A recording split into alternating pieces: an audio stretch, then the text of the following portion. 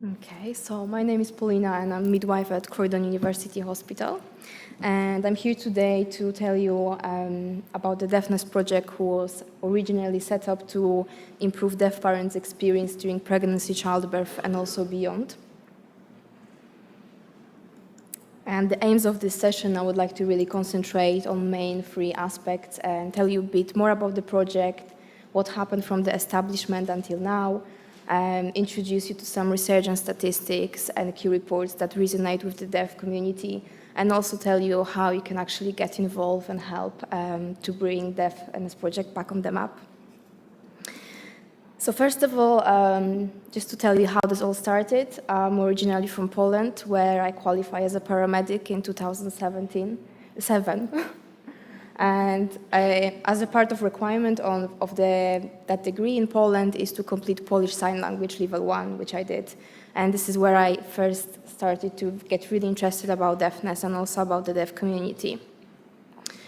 When I came to UK in 2008, I completed bunches of courses, including British Sign Language Level 1. And when I started midwifery in my first year, I actually started researching about pregnancy and deafness, and soon realized that there is lack of literature, lack of statistic, and lack of support for this particular group of people. So I became very eager to put something in place, and that's how the Deafness project was set up. And I felt even more strongly about it when I had my son in 2014. He was born at home, and I had a really good experience. I had experience that I wanted to have, and I feel privileged that I have access to midwifery services. I receive all accessible information, and I was able to make informed choices during my pregnancy, during my childbirth, and postnatally also. And above all, I was able to communicate with my midwives.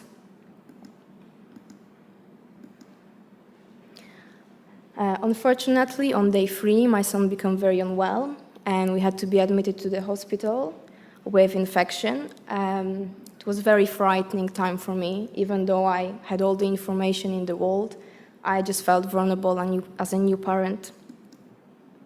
And everybody gets really worried with this slide, so I decided to add a new one after this one. So Luigi is 3 years old now, actually. He is loving, happy, and most of the time very cheeky little boy.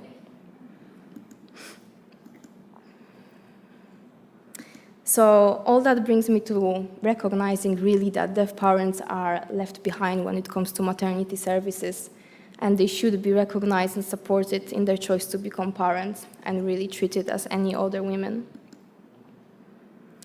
And here I always like to use this really beautiful quote from White Ribbon Alliance, because it really is an essence of why we should be driven to improve maternity services for all women.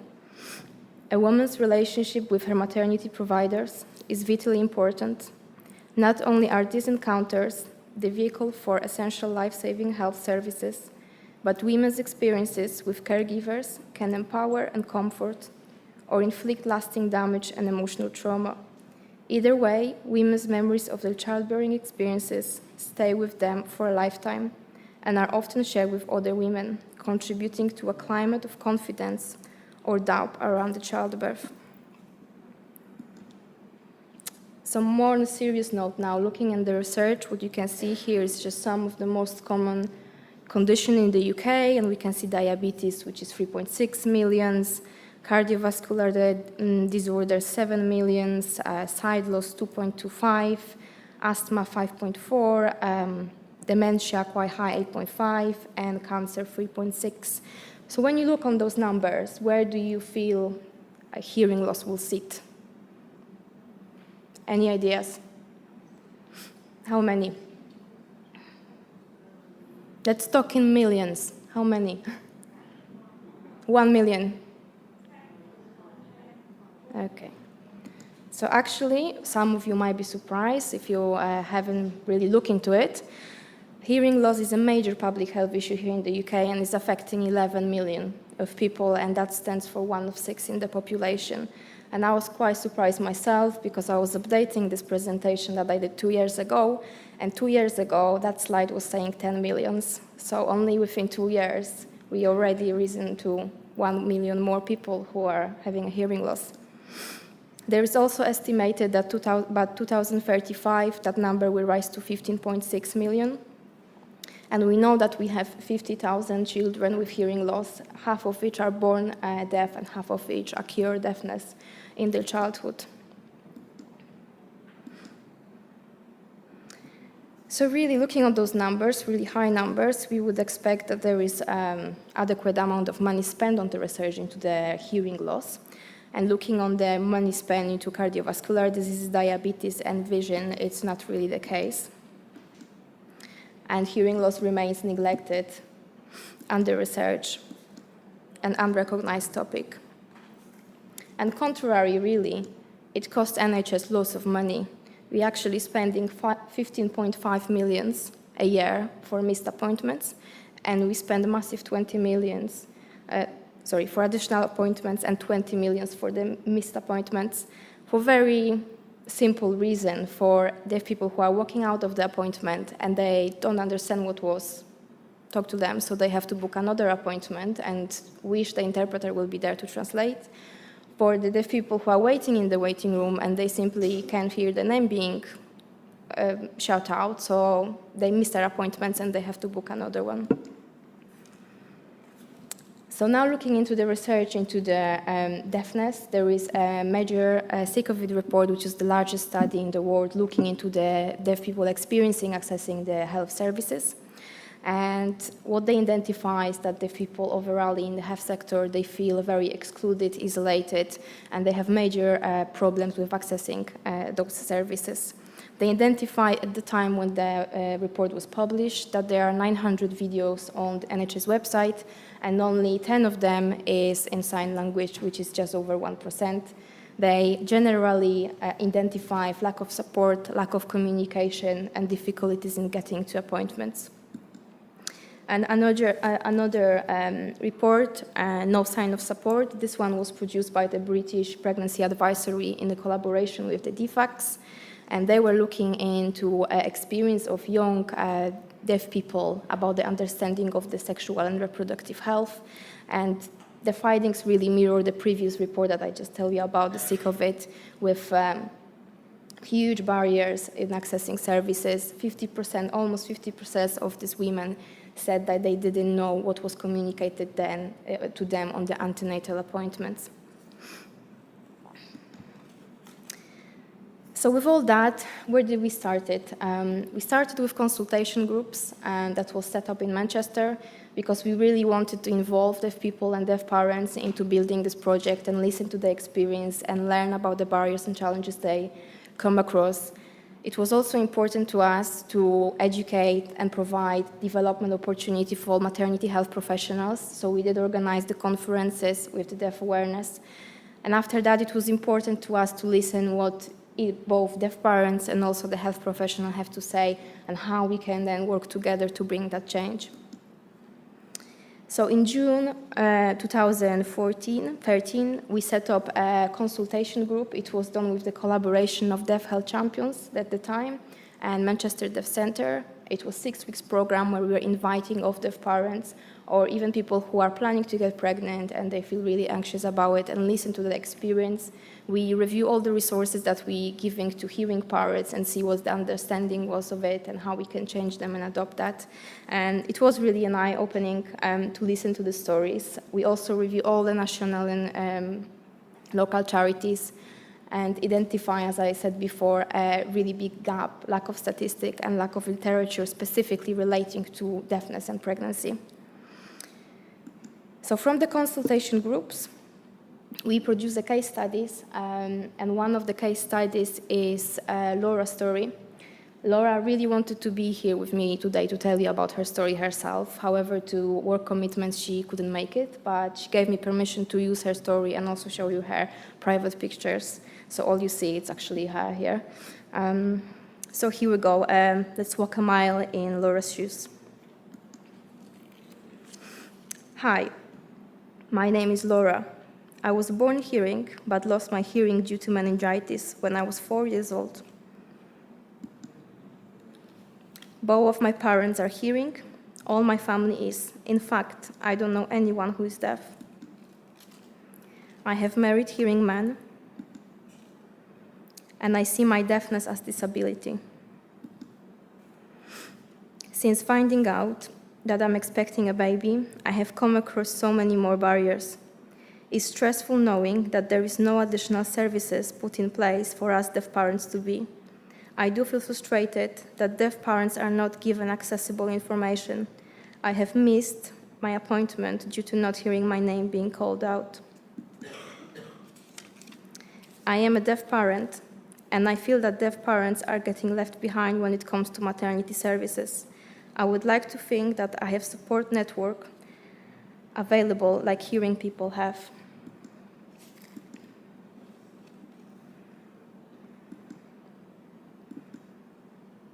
And here is a shorter story, Kate's story. The names has been changed. Hi, my name is Kate. I was born deaf. My mother is deaf and my father is hearing. I have married a deaf man. Deafness is my cultural identity. I am a deaf parent and I have suffered postnatal depression. I felt isolated and I have been left frightened by limited information, no communication provision, and a general lack of understanding about the culture of deaf people.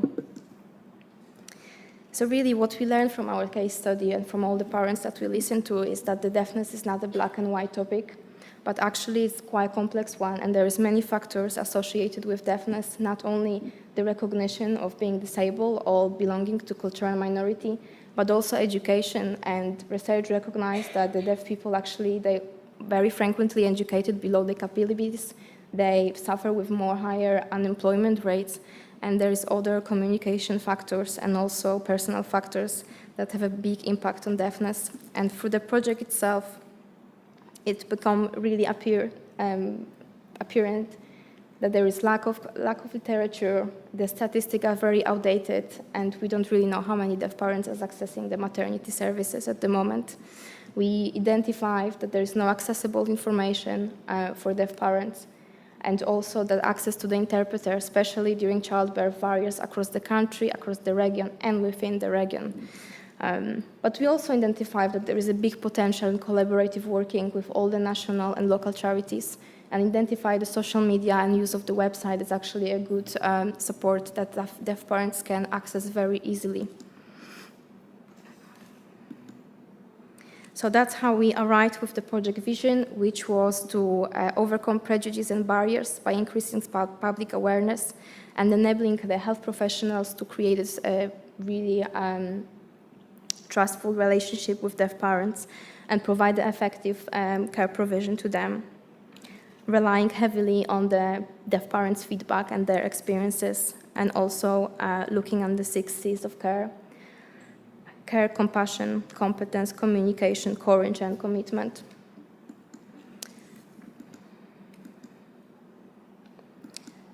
So with such a big agenda and vision, it wasn't an easy journey, I must say. However, a great deal of enthusiasm was shown about the Deafness project, and we got lots of national and local charities on the board. And definitely that enthusiasm was demonstrated on of both of the conferences. First of them was in 2014 in Manchester, just 1 week after having a baby, by the way. And the second one was in 2016 in London, in Kingston University.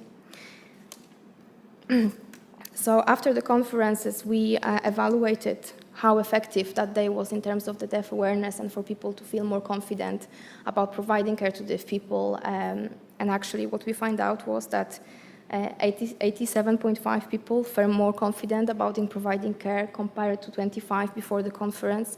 And actually overall score for the deafness awareness before the conference was 4 and after was 7. We also find out that 60% people feel more confident about working closely with the British Sign Language interpreters compared to 25 before. And 74% people become more aware about difference and the recognition within the deaf culture and disability.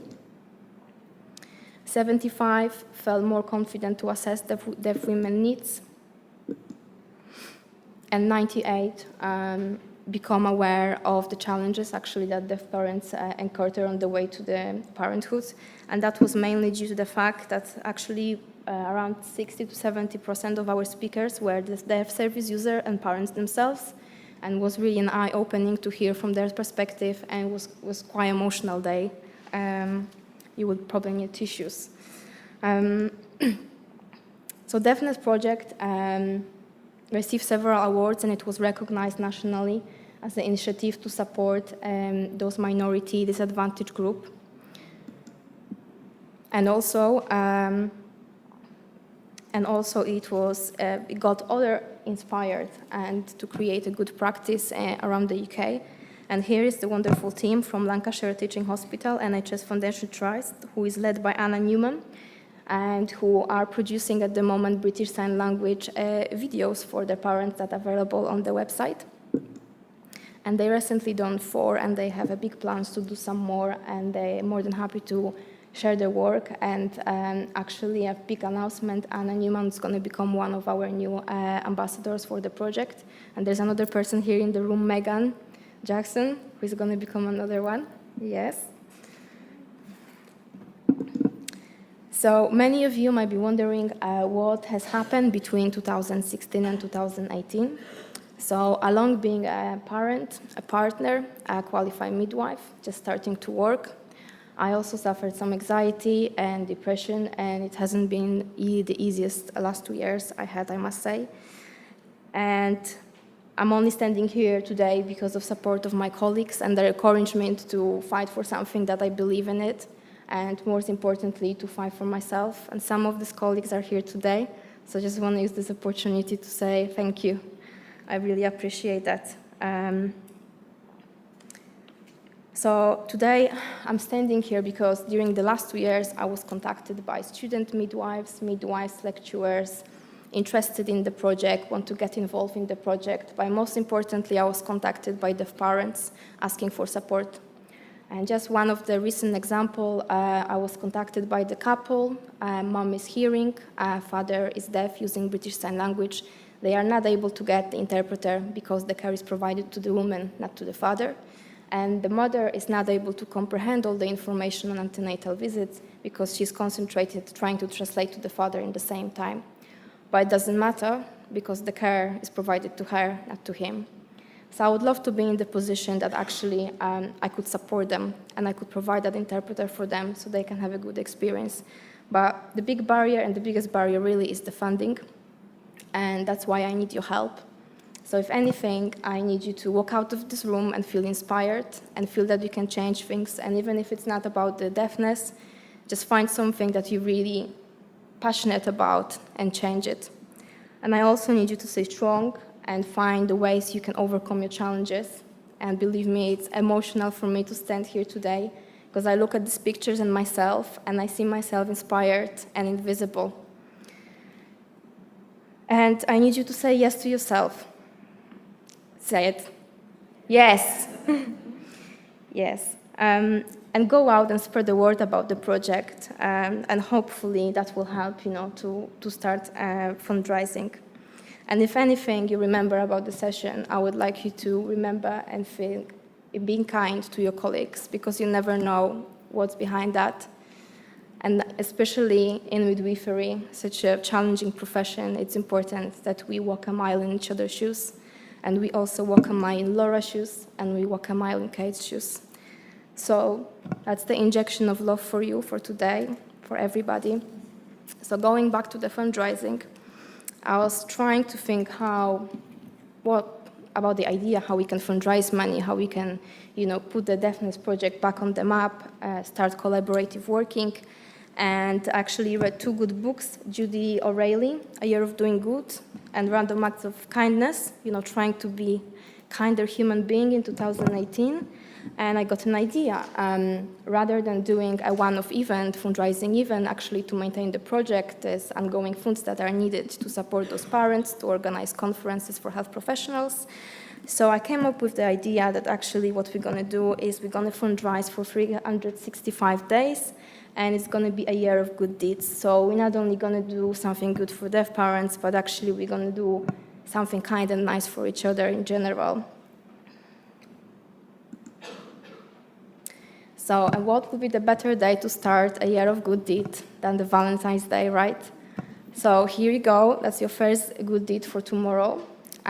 Give a card to somebody who doesn't expect it. That's my card, and it's gonna go to my neighbor who had a baby 3 months ago and whose husband is working abroad. And I'm pretty sure she's doing a really, really good job. And sometimes you just need a tap on the shoulder to acknowledge that. And this is just our promotional video to finish off.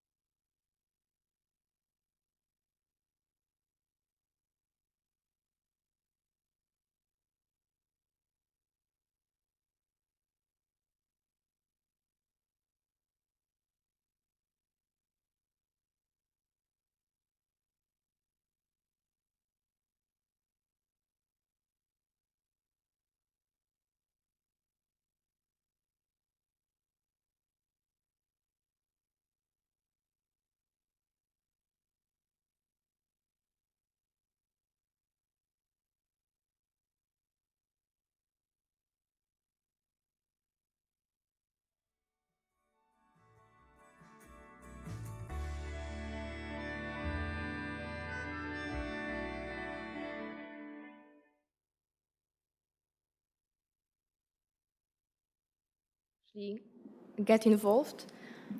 You can become a deafness champion and spread the word about the project, and we're going to look in some initiatives to start that off again. You can become a deafness ambassador, as I was saying before. You can help with fundraising and simply just tell people about the project. I had some copies left from the last conference we did at Kingston. There's some information here about the project, so if somebody's particularly interested in the topic, you can grab one. However, I only have 17 left. And also, one of the exercises that we did on the previous events was to give you some of these earplugs and actually utilize one of the breaks when you try to put yourself in the shoes. And obviously, you will be always hearing something. You cannot completely zoom it out. But just to understand like what the women can be going through and how important is your communication and your awareness of how your body language is. So that's everything from me. Thank you for listening.